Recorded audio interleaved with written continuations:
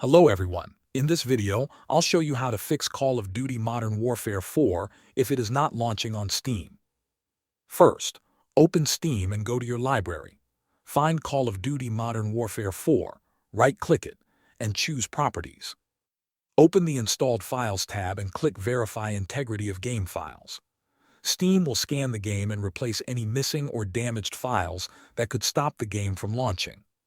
Next, go to the General tab in the Properties and turn off Enable the Steam overlay while in-game.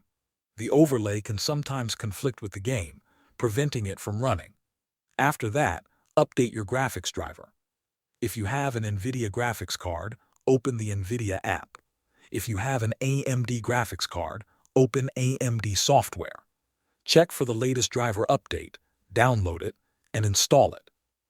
Finally, make sure Windows Security is not blocking the game. Open Windows Security, go to Virus and Threat Protection.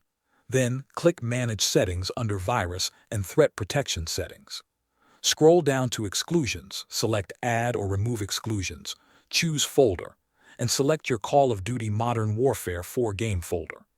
This prevents Windows Security from mistakenly blocking important game files. Once you complete these steps, restart your computer and try launching the game again. Thanks for watching.